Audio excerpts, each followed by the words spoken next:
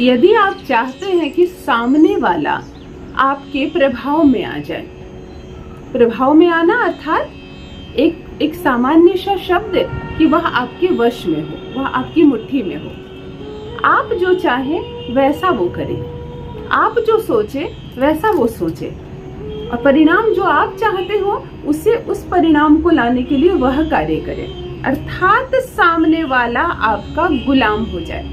गुलाम शब्द थोड़ा अलग लगता है, थोड़े से नकारात्मक शब्द उत्पन्न करता है, परंतु इसमें कोई नकारात्मकता नहीं है। यदि सामने वाला आपकी हर बात मान रहा है तो फिर प्रेम में भी तो पत्नी गुलाम होती है पति की और पति गुलाम होता है पत्नी की, इसलिए नकारात्मक चीजें ध्यान में ना रखें। यदि सामने वाले से आप अपनी बोली बोलवाना चाहते हैं, सिचुएशन समझ लीजिए।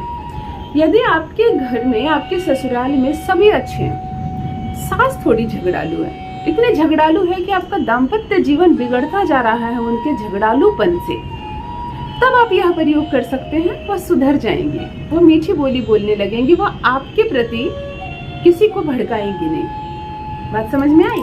अब कोई केस मुकदमा चल रहा है आप पर, सामने वाले ने केस किया है और बिल्कुल आपकी बात सुनने के लिए तैयार नहीं है। एक जगह बिठाया भी जाता है दोनों पक्ष को कि एक दूसरे से बात कर ले, तो वह बैठने के लिए तैयार नहीं है। तब आप उसके नाम से यह प्रयोग कर सकते हैं। शांत होगा उसका मस्तिष्क, वो बैठेगा, और जब बैठेंगे बातें होंगी तो बातों का हल निकलेगा।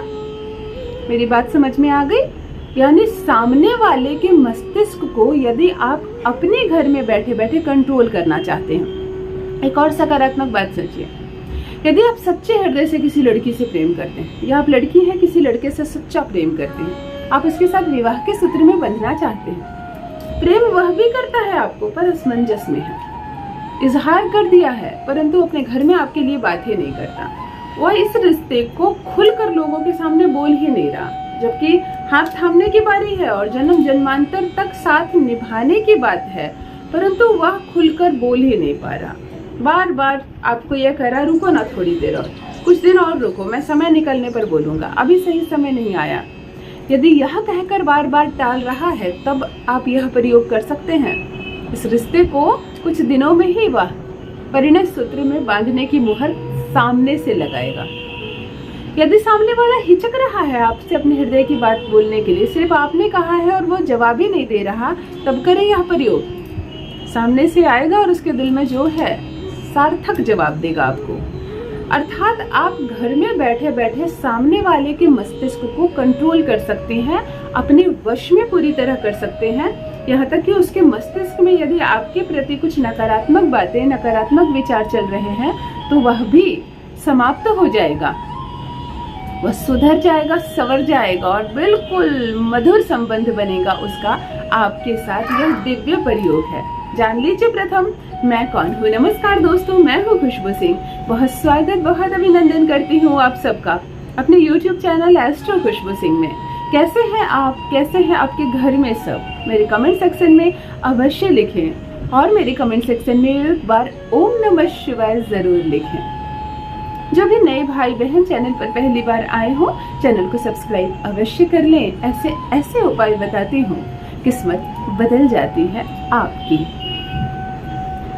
कब करना है यह प्रयोग, कैसे करना है बता दूं, और एक बात और बता दूं, कभी भी नेगेटिव इंटेंशन के साथ इस प्रयोग को ना करें कि चलो देखते हैं वो शत्रु है मेरा, उसे काबू में कर लेने, चलो देखते हैं कि होता है या नहीं असर, या अपने ही घर में दुश्मनी से, वो आपको कुछ नहीं बिगाड़ रहा है, बस आपको जलन है उससे, तो आप उसे काबू में करना चाहते हैं, या किसी की प्रेमिका या पत्नी को अपनी ओर अट्रैक्ट करना चाहते हैं, तो इस तरह के गलत इंटेंशन से यह प्रयोग ना करें, क्योंकि इस प्रयोग में काले तिल का प्रयोग हो रहा है। साक्षात शनिदेव हिस्सा लेंगे इस प्रयोग में, तो कोई भी गलत इंटेंशन के साथ प्रयोग ना करें। एक तो प्रयोग सार्थक नहीं होगा, दूसरा आपको दंड मिलेगा और अवश्य मिलेगा। तो भूल कर भी सही अच्छी नियत के साथ इस प्रयोग को करें।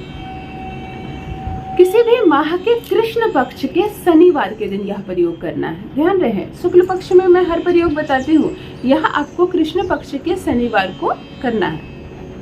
2 मुट्ठी तिल लेनी है आपको, एक मुट्ठी काला तिल लेना है और एक मुट्ठी सफेद तिल लेना है, लेकिन तिल ही हो। काले तिल को आप बाएं हाथ की मुट्ठी में बंद कर ले और सफेद तिल को आप अपने दाहिने हाथ की मुट्ठी में बंद कर लें। रात्रि का समय हो, संपूर्ण रात्रि ना हो परंतु सूर्यास्त के बाद ही करें यह प्रयोग। छत पर चले जाएं, आंगन में चले जाएं, खुले में जहाँ आसमान नजर आ रहा हो वहां चले जाएं। दोनों हाथ के काले तिल को मुट्ठी में ऐसे जकड़ लें, इतना कम ही तिल लें कि बिल्कुल मुट्ठी में बंद हो जाए, इतना भी ना ले लें कि मुट्ठी बंद ना हो, गिर रहा हो, ऐसा ना हो, थोड़ा थोड़ा सा तिल ले लें। बाएं हाथ के तिल से अपने मस्तिष्क से ऐसे नीचे की ओर उतारे 7 बार। बाएं हाथ के तिल को अपने आप से 7 बार वारे। एक मंत्र बता रही हूं, ओम सह ठः स्वाहा, ओम सह ठः स्वाहा। 7 बार उतारने के बाद इस मंत्र को केवल 11 बार बोलें और 11 बार उस व्यक्ति का नाम लें जिसे आप वश में करना चाहते हैं, जिसकी दुश्मनी खत्म करना चाहते हैं, जिसके मस्तिष्क को काबू में करना चाहते हैं। ऐसा करने के बाद आप दक्षिण दिशा की ओर मुट्ठी को खोलकर जोर से फूंक मारें ताकि सारा तिल उड़ जाए, जमीन पे गिर जाए, बाहर गिर जाए, कोई फर्क नहीं पड़ता। फूंक मार के हाथ का सारा काला तिल अपने जो बाएं हाथ में आपने रखी है इसे उड़ा दें। यहाँ 2 चक्र में कंप्लीट हो रहा है यह उपाय। पहले उसकी नेगेटिविटी को खत्म करना, फिर उसके अंदर पॉजिटिव और आपके प्रति प्रेम और स्नेह भरना। उसके बाद आप अपने राइट हैंड में सफेद तिल लें और उसे खोलकर उस व्यक्ति का चेहरा देखने का प्रयास करें उस तिल में जिसे आप वश में करना चाहते हैं। बिल्कुल ध्यान से गौर से देखें, कुछ ही क्षणों के बाद आपको उसका चेहरा उसमें नजर आने लगेगा। देखने के बाद आपको उस व्यक्ति का 5 बार नाम लेना है और कहना है ओम अमुक वशम कुरु कुरु स्वाहा।